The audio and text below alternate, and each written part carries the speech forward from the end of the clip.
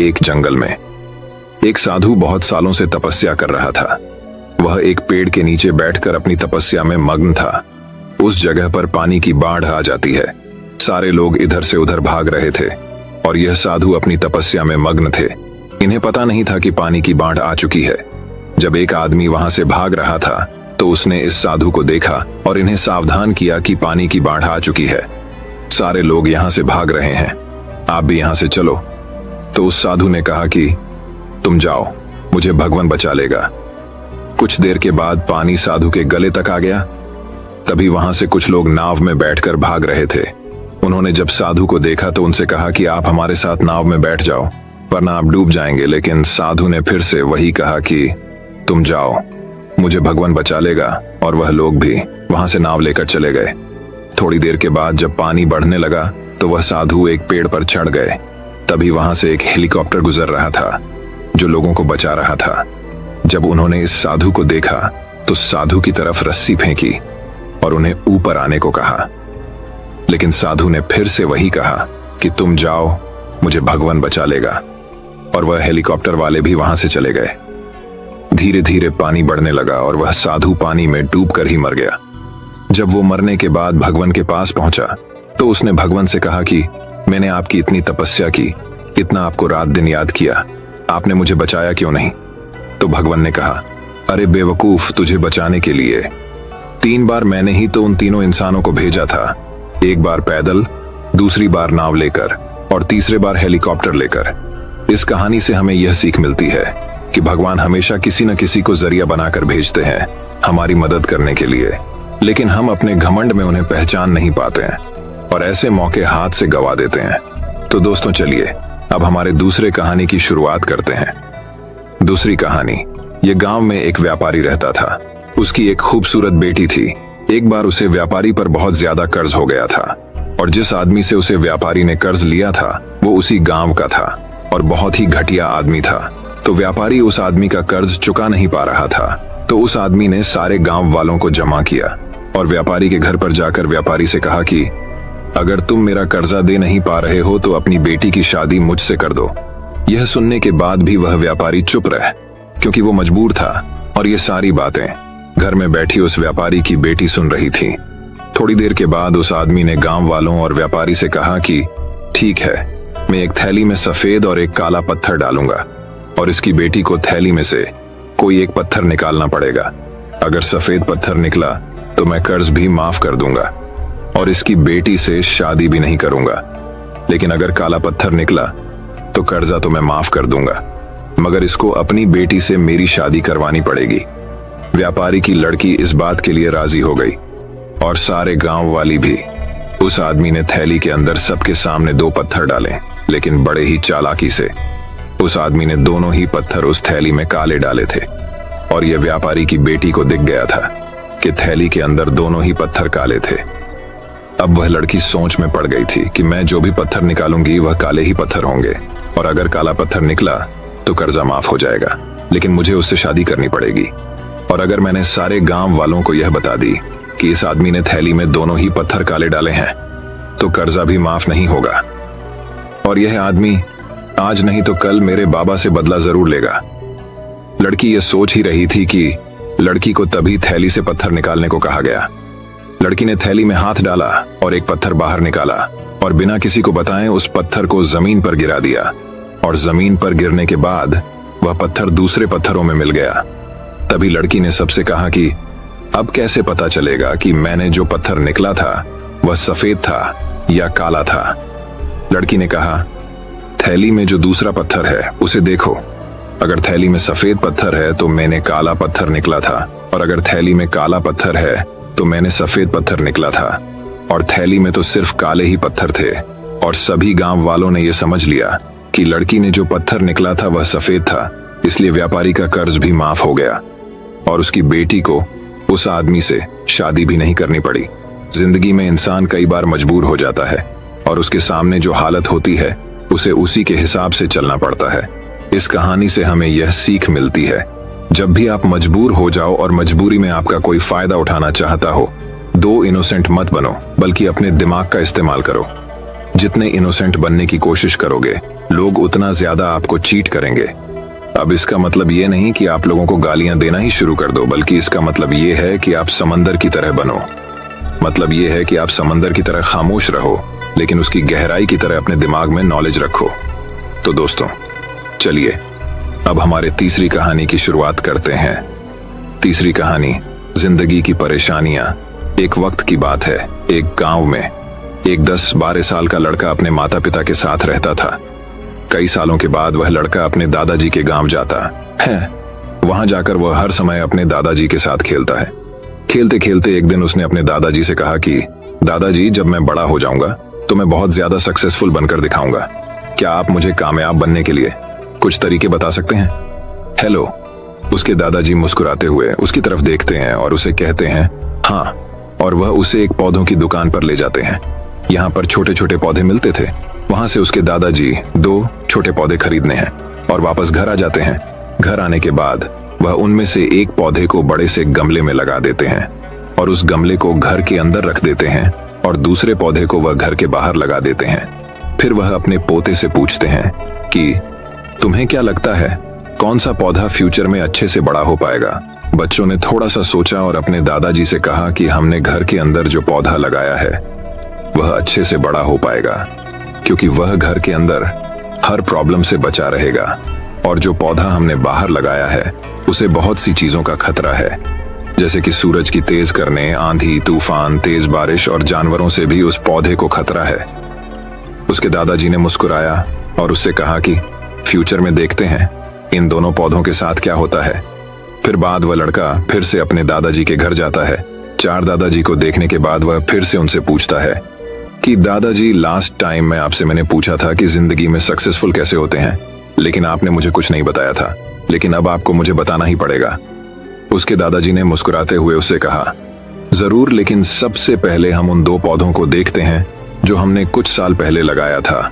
यह कहकर दादाजी उसे उसी जगह पर ले गए जहां उन्होंने घर के अंदर पौधा रखा था। उन्होंने देखा कि वह पौधा एक बड़ा पौधा बन चुका था। फिर वह उस जगह पर गए जहां उन्होंने दूसरे पौधे को बाहर लगाया था। उन्होंने देखा कि वह छोटा सा पौधा अभी बहुत बड़ा और विशाल पेड़ बन चुका था, और उसकी जो टीनियां थी वह बहुत ही मजबूत और लंबी थी, और उसका साया पूरे मैदान पर पड़ रहा था। अब उस लड़के के दादाजी ने उसकी तरफ देखा और उससे कहा कि अब बताओ कौन सा पौधा ज्यादा बड़ा और मजबूत चुका है, कौन सा पौधा ज्यादा सक्सेसफुल हुआ है? लड़के ने कहा वह पौधा जो हमने घर से बाहर लगाया था।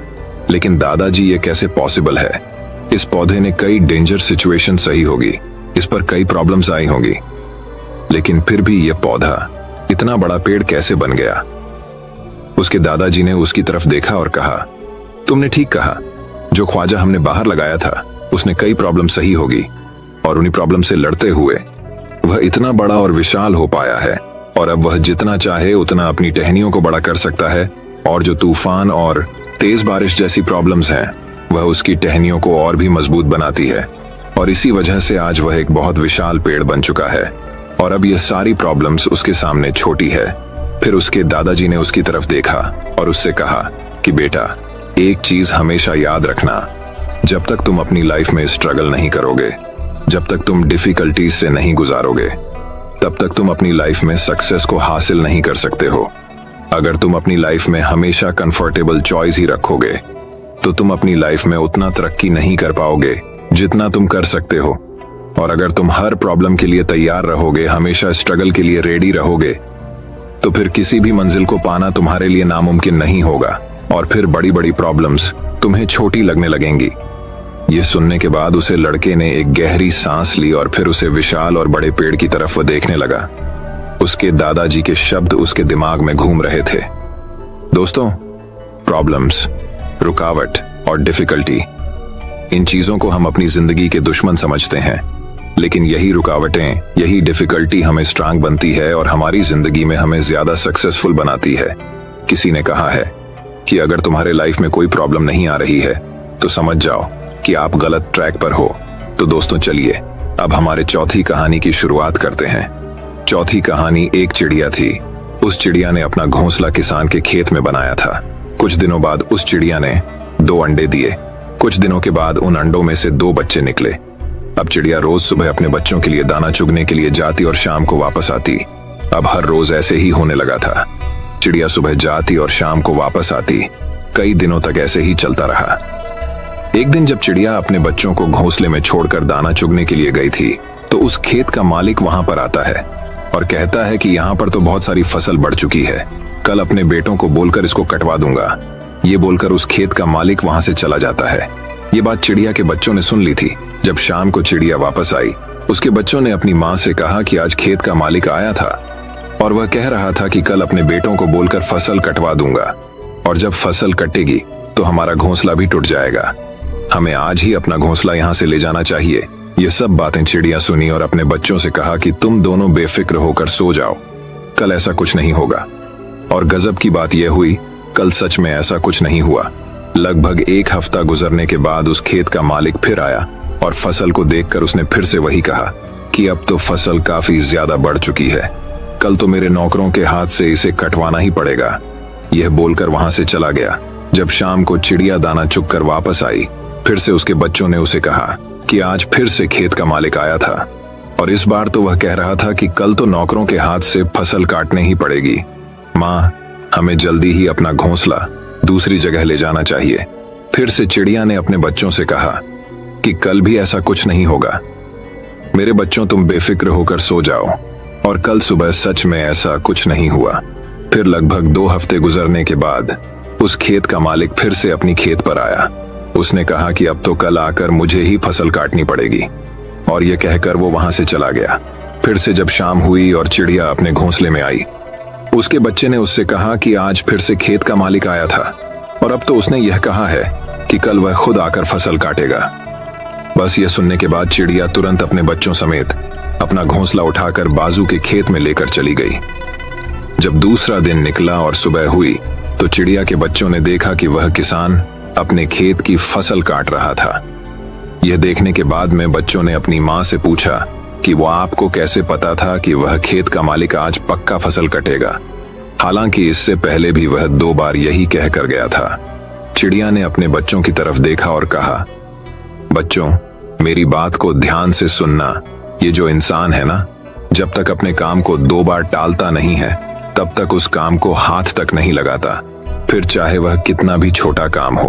क्या चिड़िया ने अपने बच्चों से सही कहा? हाँ, बिल्कुल सही कहा। मैं आपको आपकी सबसे बड़ी प्रॉब्लम बताऊं। आपकी सबसे बड़ी प्रॉब्लम क्या है, क्या आपको पता है? तो मेरी बात को ध्यान से सुनना।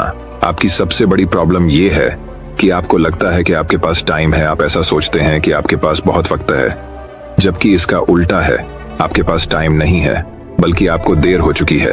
आपने बहुत टाइम कर दिया है। लोग कहां से कहां पहुंच गए हैं और आप अभी भी वहीं बैठकर यही सोच रहे हैं कि आपके पास बहुत टाइम है। इन सब की एक ही प्रॉब्लम है, और वह है काम को कल पर टालना। और आज के दौर में हमारी यह आदत बन चुकी है। चाहे वह कितना ही छोटा काम क्यों ना हो, जब तक हम उसे कल पर नहीं टालते हैं, तब तक हमें सुकून की नींद नहीं आती। अब काम को कल पर टालते रहते हैं, यह कहकर कि आज मूड नहीं है, इस काम को कल देखेंगे, कल करेंगे, और वह कल कभी आता ही नहीं है। और हम उस काम को भूल जाते हैं। अपने दूसरे कामों में हम अपने दूसरे कामों में बिजी हो जाते हैं।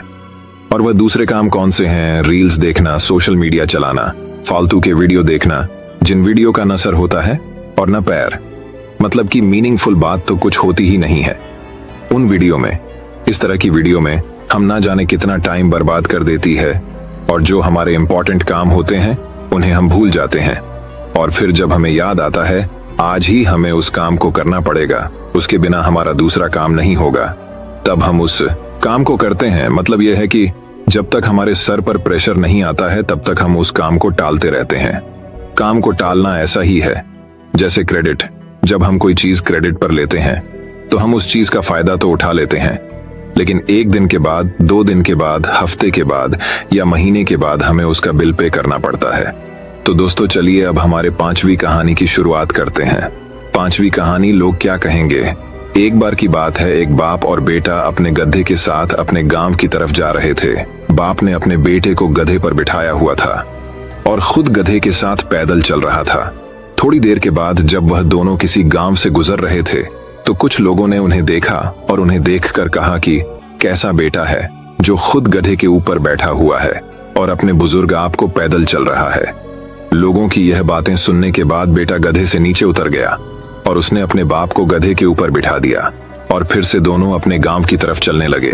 थोड़ी देर के बाद फिर से जब वह दूसरे गांव से गुजर रहे थे तो उसे गांव के लोगों ने भी उन्हें देखा और कहा कि कैसा बाप है जो खुद गधे के ऊपर बैठा हुआ है और अपने मासूम से बेटे को पैदल चल रहा है। लोगों की यह बात सुनने के बाद आप भी गधे से नीचे उतर गया और अब गधे पर ना ही बाप बैठा हुआ था और ना ही बेटा, और वह दोनों बाप बेटे पैदल चल रहे थे।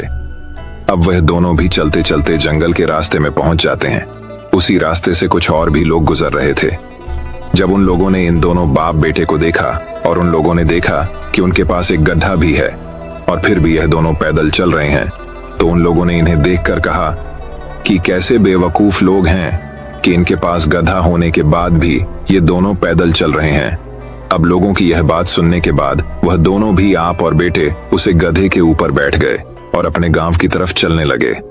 लेकिन फिर से थोड़ी दूर जाने के बाद लोगों ने जब इन दोनों बाप बेटे को गधे के ऊपर एक साथ बैठा हुआ देखा तो कहने लगे कि कैसे इंसान है जो दोनों ही एक साथ उस बेचारे कमजोर गधे के ऊपर बैठे हुए हैं और उसे गधे की जान निकल रहे हैं। इन दोनों के अंदर जरा भी दया नहीं है। अब यह सुनने के बाद दोनों बाप बेटों का दिमाग खराब हो गया और वह समझ गए कि अगर हम इन लोगों की बातें सुनते रहेंगे तो हम कभी भी अपनी मंजिल पर नहीं पहुंच पाएंगे। दोस्तों, हमें इस कहानी से ये सीख मिलती है कि लोगों की बातों पर ध्यान मत दो। जितने लोग हैं उतनी बातें होती रहेगी और हम इस दुनिया में सभी को खुश नहीं कर सकते हैं। इसीलिए जो आपको सही लग रहा है, जिसमें आपका फायदा है, उस बात का अपने दिमाग के आधार पर सही डिसीजन लो। लोग आज कुछ कहते हैं तो कल कुछ और। इसीलिए हमें लोगों पर नहीं बल्कि अपने काम पर ध्यान देना है, अपनी मंजिल पर ध्यान देना है और आगे बढ़ते रहना है। अगर हम इसी तरह लोगों की बातें सुनते रहे तो हम कभी भी आगे नहीं बढ़ पाएंगे और उनकी बातों में उलझ कर रह जाएंगे। तो दोस्तों, चलिए अब हमारे छठी कहानी की शुरुआत करते हैं। छठी कहानी, राजा और पत्थर। एक बार एक राजा ने अपने राज्य के एक रास्ते में बड़ा सा पत्थर रखवा दिया और खुद जाकर एक बड़े से पेड़ के पीछे खड़ा हो गया और छुपकर उस रास्ते पर नजर रखने लगा, यह देखने के लिए कि कौन उस बड़े से पत्थर को रास्ते से हटता है। थोड़ी देर के बाद उस रास्ते पर कुछ लोग आते हैं और उन लोगों को जब रास्ते पर एक बड़ा सा पत्थर दिखता है तो वह लोग रास्ता बदल देते हैं और दूसरी रास्ते से चले जाते हैं। फिर थोड़ी देर के बाद उसे रास्ते पर राजा की राजमहल की जो काम करने वाले थे वह आते हैं और वह भी जब इस बड़े से पत्थर को देखते हैं तो बिना उस पत्थर को रास्ते से हटाए वो सब वहां से पलट कर चले जाते हैं और उल्टा राजा को ही बुरा भला कहना शुरू कर दिया और बोले कि राजा अपने राज्य का काम ठीक से नहीं कर रहा है, इतने बड़े बड़े पत्थर रास्ते पर पड़े हुए हैं, राजा को इसको हटाना चाहिए। लेकिन राजा का इसके तरफ ध्यान ही कहाँ है। यह कहकर वह वहां से चले जाते हैं।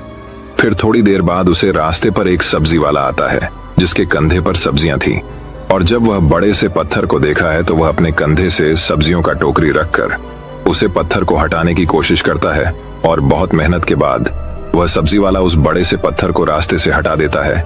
जैसे ही उस पत्थर को रास्ते से हटता है, उस पत्थर के नीचे बहुत सारे सोने के सिक्के और एक चिट्ठी रखी हुई थी जिसमें लिखा था कि इनाम राजा की तरफ से पत्थर हटाने वाले के लिए है। और यह सब होते हुए पेड़ के पीछे से राजा खुद देख रहा था।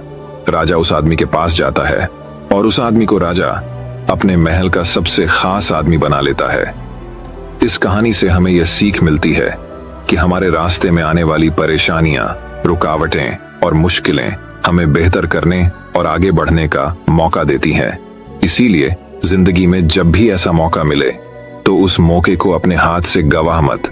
बहुत से लोग ऐसे वक्त में मुश्किल काम को देखते ही अपना कदम पीछे हटा लेते हैं, लेकिन जब सब पीछे हट जाएं तो आप सामने आ जाओ, क्योंकि जीत उन्हीं को मिलती है जो परेशानियां और रुकावटें में अपॉर्चुनिटी ढूंढते हैं, और जब मौका मिलता है तो वही माँ का आपका फ्यूचर को बेहतर बनाती है। तो दोस्तों, चलिए अब हमारे 7वीं कहानी की शुरुआत करते हैं। 7वीं कहानी एक आलसी एक समय की बात है। एक गांव में एक आदमी रहता था। वह आदमी बहुत ही ज्यादा आलसी था। वह कोई काम नहीं करता था। वह एकदम निठल्ला और नाकारा था। पास वो हमेशा ऐसे मौके के खोज में रहता कि कहीं से उसको खाना मिल जाए। तो एक दिन जब वो आदमी खाने के लिए भटक रहा था, तभी उसे एक फ्रूट का बगीचा दिखता है। वह उस बगीचे से फ्रूटस चुराने के बारे में सोचता है। तभी वो बगीचे के अंदर चला जाता है और एक पेड़ पर चढ़ जाता है। लेकिन तभी अचानक वहां पर उस बगीचे का मालिक आ जाता है और वह इस आदमी को पेड़ पर चढ़ता हुआ देख लेता है। वह उस आदमी को चिल्लाते हुए नीचे आने को कहता है, लेकिन यह आलसी आदमी बगीचे के मालिक को देखकर डर जाता है और नीचे आने से मना कर देता है। तभी उस बगीचे का मालिक अंदर जाकर बड़ा सा डंडा लेकर आता है। यह देखकर वह आलसी आदमी तुरंत पेड़ से नीचे उतरता है और मालिक के उस तक पहुंचने से पहले ही वह जंगल की तरफ दौड़ने लगता है और जंगल में जाकर छुप जाता है। कुछ समय बीतने के बाद वह आलसी आदमी वहां से निकलता है और जंगल के रास्ते से जब वह गांव की तरफ जा रहा था, तभी उसे एक लोमड़ी दिखती है जिसके सिर्फ 2 ही पैर थे और उसके 2 पैर टूटे हुए थे और वह जंगल में रेंगती हुई चल रही थी। यह देखने के बाद वह आलसी आदमी सोचता है कि यह लोमड़ी अब तक इस घने जंगल में जिंदा कैसे है। यह लोमड़ी भाग नहीं सकती, चल नहीं सकती, तो कैसे ही अपने लिए खाने का इंतजाम करती होगी। और कैसी है लोमड़ी अपने आप को इस घने जंगल में दूसरे जानवरों से बचाती होगी। वह आलसी आदमी अभी यह सोच ही रहा था कि तभी अचानक से वहां पर शेर आ जाता है जिसके मुंह में मांस का एक टुकड़ा था और वह शेर उस अपाहिज लोमड़ी की तरफ बढ़ रहा था। शेर को देखकर दूसरे सारे जानवर वहां से भाग जाते हैं और अब वहां पर सिर्फ वह अपाहिज लोमड़ी रह जाती है और वह आलसी आदमी भी अपनी जान बचाने के लिए एक पेड़ पर चढ़ जाता है। और फिर जो होता है उसे देखकर वह आलसी आदमी हैरान हो जाता है। वह शेर उसे गोश्त के टुकड़े को उस लोमड़ी के सामने छोड़ देता है और वहां से चला जाता है। अब वह लोमड़ी उस गोश्त के टुकड़े को खाने लग जाती है। आलसी आदमी यह देखकर हैरान हो जाता है और ऊपर वाले का प्लान देखकर वह मन ही मन खुश भी हो जाता है। और तभी वह सोचता है कि ईश्वर के पास सबके लिए कोई ना कोई प्लान होता ही है और अगर ईश्वर के पास इस लोमड़ी के लिए प्लान है तो जरूर मेरे लिए भी उसके पास कोई ना कोई प्लान जरूर होगा। और तभी वह आलसी आदमी रोड के साइड में एक बड़ा सा पेड़ देखकर उसके नीचे बैठ जाता है, यह सोचकर कि मेरे लिए भी कोई ना कोई खाना लेकर जरूर आएगा। वह आदमी 2 दिन तक उस जगह पर बैठकर इंतजार करता है, लेकिन कोई भी उसके लिए खाना लेकर नहीं आता। आखिरकार जब उसे भूख बर्दाश्त नहीं होती है तो खुद ही खाने की तलाश में निकल पड़ता है। वह रास्ते से जा ही रहा था कि तभी उसे रास्ते में एक बुजुर्ग आदमी मिलते हैं। वह आलसी आदमी उन बुजुर्ग से कहता है कि मुझे भूख लगी है, आपके पास कुछ खाने के लिए है तो मुझे दे दो। तभी वह बुजुर्ग आदमी उसको कुछ खाने और पीने को दे देते हैं। खाना खाने के बाद वह आलसी आदमी उन बुजुर्ग से कहता है कि मैं 2 दिन पहले जो देखा आप उस पर विश्वास नहीं करेंगे। मैं जंगल में एक अपाहिज लोमड़ी को देखा जिसे खुद शेर गोश्त लाकर दे रहा था खाने के लिए। मैंने सोचा कि ईश्वर के पास मेरे लिए भी कोई ना कोई प्लान जरूर होगा, लेकिन ईश्वर ने उस लोमड़ी पर अपनी दया दिखाई और मुझ पर नहीं। मेरे लिए कोई भी खाना लेकर नहीं आया और आखिरकार मुझे ही खुद खाने की तलाश में निकलना पड़ा। उस आलसी आदमी ने उन बुजुर्ग आदमी से पूछा कि मेरे साथ ही ईश्वर ने ऐसा क्यों किया। तभी उन बुजुर्ग आदमी ने मुस्कुराते हुए कहा, यह सच है कि ईश्वर के पास सभी के लिए कोई ना कोई प्लान तो जरूर होता है और तुम्हारे लिए भी है, लेकिन तुमने उसे गलत तरीके से समझ लिया। वह तुम्हें लोमड़ी नहीं बल्कि वह तुम्हें उस शेर की तरह बनाना चाहता था। दोस्तों, इस कहानी से हमें यह सीख मिलती है कि अगर हम हमारी लाइफ को ध्यान से देखें तो हमें यह पता चलेगा कि जिंदगी सबक से भरी पड़ी है और हर एक मोमेंट का एक डीप मीनिंग होता है। उस आलसी आदमी ने लोमड़ी को मदद लेते हुए देखा और सोचा कि लोमड़ी सिर्फ बैठी हुई है और वह सिर्फ इंतजार कर रही है कि कब उसके साथ अच्छी चीज होगी। लेकिन वह आदमी यह भूल गया था कि वह लोमड़ी मजबूर थी, लेकिन हम उस लोमड़ी की तरह मजबूर और लाचार नहीं है। ऊपर वाले ने हमें एबिलिटी दी है अपना काम करने की, बिल्कुल उस शेर की तरह। हमारे पास भी खुद की स्ट्रेंथ और कैपेबिलिटी है हमारी सिचुएशन को बदलने की, लेकिन उसके लिए आपको एफर्ट्स लेने पड़ेंगे, एक्टिव बनना पड़ेगा, तभी आप उस शेर की तरह बन पाएंगे। तो दोस्तों चलिए अब हमारे 8वीं कहानी की शुरुआत करते हैं। 8वीं कहानी, एक जाल। दोस्तों, बचपन से लेकर अभी तक हमें कुछ ऐसी बातें सिखा दी गई हैं, बल्कि हमारे दिमाग में बिठा दी गई है, फिट कर दी गई है, जिसका कि कोई मतलब ही नहीं है। और यह बातें हमें हमारी स्कूल में, हमारे घर पर, बल्कि हर जगह सुनाई देती है। वह कौन सी बातें हैं? कौन सी ऐसी बात की मैं बात कर रहा हूँ? वह आपको इस कहानी में सब कुछ समझ में आ जाएगा। एक बार एक पिंजरे में कुछ बंदरों को डाल दिया जाता है और उस पिंजरे में एक सीढ़ी लगा दी जाती है। उसके ऊपर कुछ केले लटका दिए गए। जैसे ही उस पिंजरे में कुछ बंदरों को डालते हैं, उनमें से एक बंदर सीढ़ी चढ़ के केले खाने की कोशिश करता है, लेकिन जैसे ही वह सीढ़ी पर कदम रखता है तो उन सब बंदरों के आंख में ठंडा पानी डाल दिया जाता है। इसकी वजह से वो फिर नीचे उतर आता है। फिर उसके बाद एक दूसरा बंदर कोशिश करता है। वह जैसे ही सीढ़ी पर कदम रखता है तो उन तमाम बंदरों पर ठंडा पानी डाल दिया जाता है। अब वह बंदर भी नीचे आ जाता है। सारे बंदरों को अब यह बात समझ में आ जाती है कि सीढ़ी पर चढ़ते ही हमारे ऊपर ठंडा पानी डाला जाता है। फिर कुछ समय बाद उस पिंजरे में से एक पुराने वाले बंदर को निकालकर और एक नए वाले बंदर को डाल दिया जाता है। नया वाला बंदर जैसे ही पिंजरे में जाता है तो उस केले देखता है और वह बंदर केले खाने के लिए सीढ़ी पर जैसे ही कदम रखता है कि सारे बंदर मिलकर उसकी पिटाई कर देते हैं। बंदर को यह बात समझ में नहीं आती है कि मेरी पिटाई क्यों हुई, इसके पीछे क्या वजह है। बंदर को कुछ समझ में नहीं आता है। फिर थोड़ी देर के बाद उस पिंजरे में से एक पुराने वाले बंदर को निकाल दिया जाता है और फिर एक नए वाले बंदर को डाल दिया जाता है। और उस बंदर को भी जैसे ही पिंजरे में डालते ही उसे केले दिखते हैं और वो जैसे ही उसको खाने के लिए सीढ़ी में चढ़ने की कोशिश करता है तो सारे बंदर मिलकर उसकी धुलाई कर देते हैं। और धुलाई करने वाले बंदरों में से वह बंदर भी शामिल होता है जो पिछली बार पीटा गया था। इसको भी पता ही नहीं था कि मेरी पिटाई क्यों की गई है और इस बार उसने भी सारे बंदरों के साथ मिलकर उस नए वाले बंदर की पिटाई कर दी। तो फिर धीरे धीरे करके उस पिंजरे में से सारे पुराने वाले बंदरों को निकाल दिया जाता है और उसमें सारे नए बंदरों को डाल दिया जाता है। अब उस पिंजरे में सारे नए बंदर थे और उस पिंजरे पर जो बाल्टी रखी हुई थी ठंडे पानी की, वह भी हटा दी जाती है। पर अब जब भी कोई नया बंदर को उस पिंजरे में डाल रहे थे, अब वह नया बंदर जैसे ही केले खाने के लिए सीढ़ी में अपनी पैर को रखता है, वैसे ही सारे बंदर मिलकर उसे नए बंदर की धुलाई कर देते हैं। और उस पिंजरे में किसी को पता ही नहीं था कि हम एक दूसरे को क्यों मार रहे हैं। और इसी तरह हम इंसान भी एक दूसरों के सपनों की धुलाई करते आ रहे हैं। जब भी कोई इंसान सपना देखता है कुछ बड़ा करने का, हम उसको कुछ ऐसी बातें बता देते हैं जिसकी वजह से वह डिमोटिवेट हो जाता है और हमें भी ये पता नहीं होता है कि हम उसकी सपनों की धुलाई क्यों कर रही है और हम उसको ऐसी बातें क्यों बता रहे हैं, क्योंकि हम लोगों ने अपने बाप दादा से यही सब कुछ सुना है ना, इसीलिए हम उसके साथ भी ऐसी ही बातें कर रहे हैं। और सबसे बड़ा डायलॉग जो होता है कि समय से पहले और किस्मत से ज्यादा। आज तक किसी को भी नहीं मिला, तू चाहे कुछ भी कर, कितने भी बड़े सपने देख, अच्छे अच्छे को हमने फेल होते हुए देखा है। कुछ इस तरह के डायलॉग हम बोलते हैं। लेकिन मैं आपको बता दूं कि जो ठंडा पानी की बाल्टी जो पिंजरे के ऊपर रखी गई थी, वह अब हटा दी गई है। पहले का टाइम बहुत अलग था और अभी का टाइम बहुत अलग है।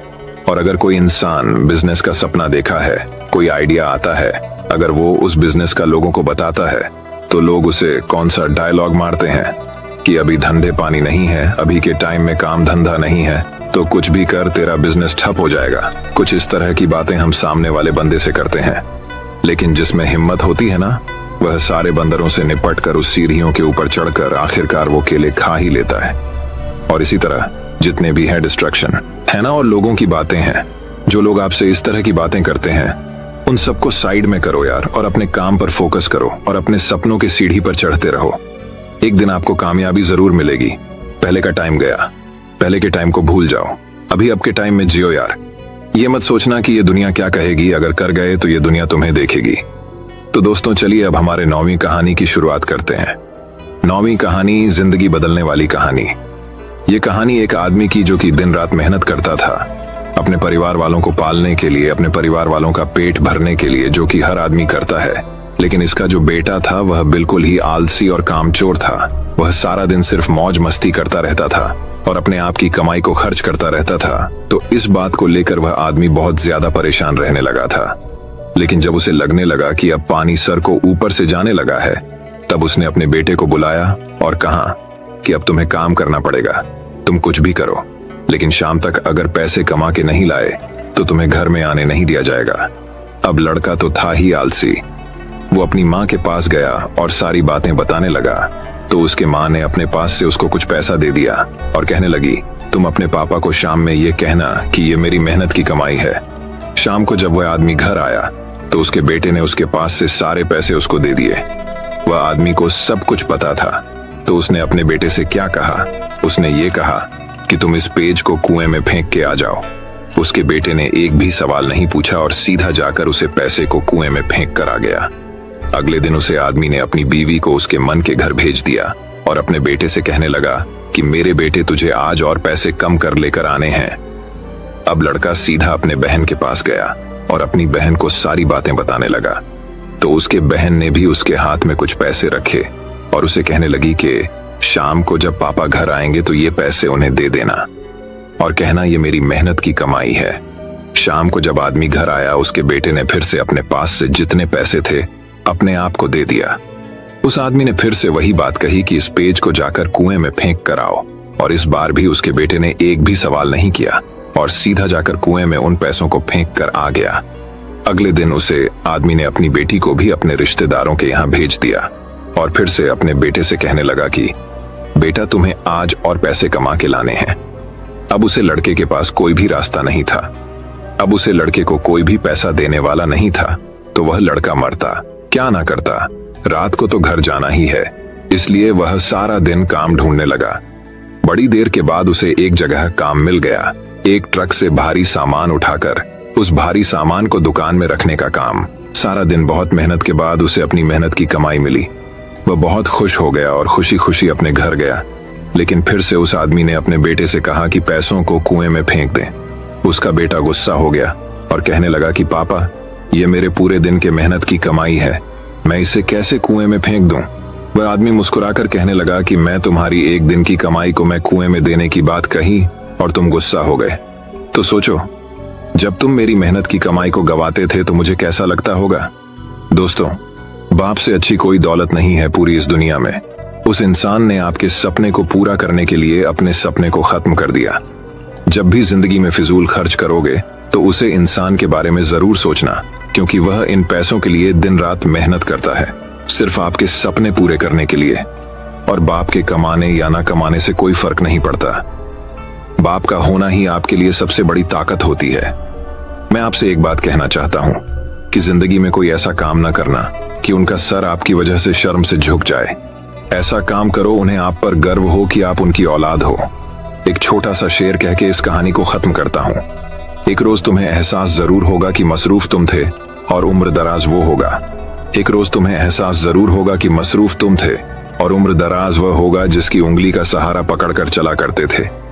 आज वही छड़ी का तलबगार होगा और जिसके सदके में जी रहे हो आज, वह ना रहा तो क्या होगा। पर अभी भी वक्त बचा है कुछ खास तुम्हारे पास। कब तक? जब अब तक के बाप का साया तुम्हारे साथ होगा। और जन्नत के तलबगार हो तो सीने से लगा लेना, क्योंकि वही कल जन्नत का दरवाजा होगा। तो दोस्तों, चलिए अब हमारे 10वीं कहानी की शुरुआत करते हैं। 10वीं कहानी दोस्तों बात बहुत समय पहले की है। विशाल नगर राज्य में एक राजा राज करता था। उसकी केवल एक आंख और एक पैर था। इन कमजोरियों की बाद भी वह एक कुशल, दयालु और बुद्धिमान शासक था। उसके शासन में प्रजा बहुत खुशहाल जीवन व्यतीत कर रही थी। एक दिन की बात है, राजा अपने महल के गलियारे से टहल रहा था। सहसा उसकी दृष्टि गलियारे की दीवार पर लगे चित्रों पर पड़ी। वे चित्र उसके पूर्वज के थे। उन चित्रों को देख राजा के मन में विचार आया कि भविष्य में जब उसके उत्तराधिकारी महल के उस गलियारे से टहलेंगे तो उन चित्रों को देख अपने पूर्वजों का स्मरण करेंगे। राजा का चित्र अब तक उस दीवार पर नहीं लगा था। अपनी शारीरिक अक्षमताओं के कारण वह नहीं जानता था कि उसका चित्र कैसा दिखेगा, लेकिन उस दिन उसने सोचा कि उसे भी अपना चित्र उस दीवार पर लगवाना चाहिए। अगले दिन उसने अपने राज्य के श्रेष्ठ चित्रकारों को दरबार में आमंत्रित किया। दरबार में उसने घोषणा की कि वह महल में लगवाने के लिए अपना सुंदर चित्र बनवाना चाहता है। जो उसका सुंदर चित्र बना सकता है वह चित्रकार आगे आए। चित्र जैसा बनेगा वैसा ही उस चित्रकार को इनाम दिया जाएगा। दरबार में उपस्थित चित्रकार अपनी कला में निपुण थे, लेकिन राजा की घोषणा सुनने के बाद वे सोचने लगे कि राजा तो काना और लंगड़ा है, ऐसे में उसका सुंदर चित्र कैसे बन पाएगा। चित्र सुंदर नहीं दिखा तो हो सकता है राजा क्रोधित होकर उन्हें सजा दे दे। यह विचार किसी को आगे आने का साहस न दे सका। सब कोई न कोई बहाना बनाकर वहां से चले गए। वहां मात्र एक युवा चित्रकार खड़ा रहा। राजा ने उससे पूछा, क्या तुम मेरा चित्र बनाने को तैयार हो? युवा चित्रकार ने हामी भर दी। राजा ने उसे अपना चित्र बनाने की आज्ञा दे दी। अगले ही दिन से वह चित्रकार राजा का चित्र बनाने में जुट गया। कुछ दिनों बाद चित्र बनकर तैयार था। जब चित्र के अनावरण का दिन आया तो दरबार में दरबारी सहित वे सभी चित्रकार भी उपस्थित हुए जिन्होंने राजा का चित्र बनाने से इनकार कर दिया था। सभी उत्सुकता से चित्र के अनावरण की प्रतीक्षा कर रहे थे। जब चित्र का अनावरण हुआ तो राजा सहित सबके मुंह खुले के खुले रह गए। चित्र बहुत ही सुंदर बना था। उस चित्र में राजा दोनों तरफ पैर कर घोड़े पर बैठा हुआ था, जिसे एक ओर से चित्रित किया था और उसमें राजा का एक ही पैर नजर आ रहा था। साथ ही राजा धनुष चढ़ाकर एक आंख बंद कर निशाना साध रहा था, जिससे उसके काने होने की कमजोरी छुप गई थी। यह चित्र देख राजा बहुत प्रसन्न हुआ। चित्रकार ने अपनी बुद्धिमत्ता से उसकी अक्षमताओं को छुपाकर एक बहुत सुंदर चित्र बनाया था। राजा ने उसे पुरस्कृत करने के साथ उसे अपने दरबार का मुख्य चित्रकार बना दिया। दोस्तों, ये कहानी हमें ये शिक्षा प्रदान करती है कि जीवन में आगे बढ़ना है तो हमें सदा सकारात्मक सोच रखना चाहिए।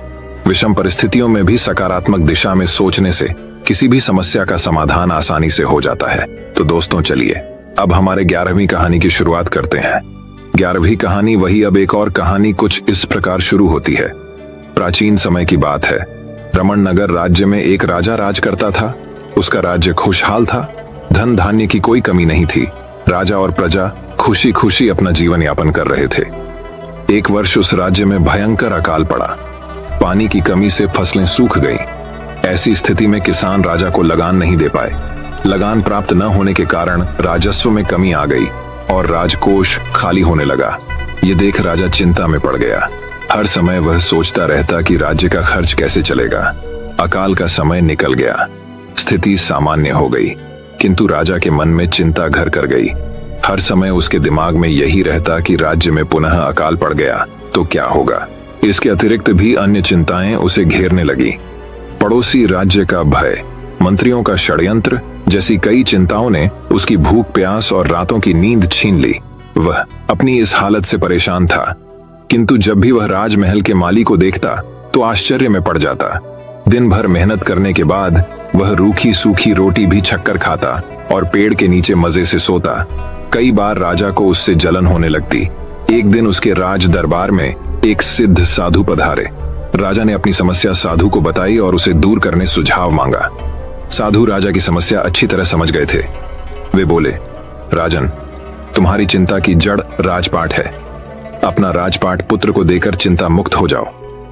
इस पर राजा बोला, गुरुवर, मेरा पुत्र मात्र 5 वर्ष का है। वह अबोध बालक राजपाट कैसे संभालेगा? तो फिर ऐसा करो कि अपनी चिंता का भार तुम मुझे सौंप दो। साधु बोले। राजा तैयार हो गया और उसने अपना राजपाट साधु को सौंप दिया। इसके बाद साधु ने पूछा, अब तुम क्या करोगे? राजा बोला, सोचता हूं कि अब कोई व्यवसाय कर लूं, लेकिन उसके लिए धन की व्यवस्था कैसे करोगे? अब तो राजपाट मेरा है, राजकोष के धन पर भी मेरा अधिकार है, तो मैं कोई नौकरी कर लूंगा। राजा ने उत्तर दिया, ये ठीक है, लेकिन यदि तुम्हें नौकरी ही करनी है तो कहीं और जाने की आवश्यकता नहीं, यही नौकरी कर लो। मैं तो साधु हूं, मैं अपनी कुटिया में ही रहूंगा, राजमहल में ही रहकर। मेरी ओर से तुम ये राजपाट संभालना। राजा ने साधु की बात मान ली और साधु की नौकरी करते हुए राजपाट संभालने लगा। साधु अपनी कुटिया में चले गए। कुछ दिन बाद साधु पुनः राजमहल आए और राजा से भेंट कर पूछा, कहो राजन, अब तुम्हें भूख लगती है या नहीं और तुम्हारी नींद का क्या हाल है? गुरुवर, अब तो मैं खूब खाता हूं और गहरी नींद सोता हूं। पहले भी मैं राजपाट का कार्य करता था, अब भी करता हूं। फिर यह परिवर्तन कैसे? ये मेरी समझ के बाहर है। राजा ने अपनी स्थिति बताते हुए प्रश्न भी पूछ लिया। साधु मुस्कुराते हुए बोले, राजन, पहले तुमने काम को बोझ बना लिया था और उस बोझ को हर समय अपने मांस पटल पर ढोया करते थे, किंतु राजपाट मुझे सौंपने के उपरांत तुम समस्त कार्य अपना कर्तव्य समझकर करते हो।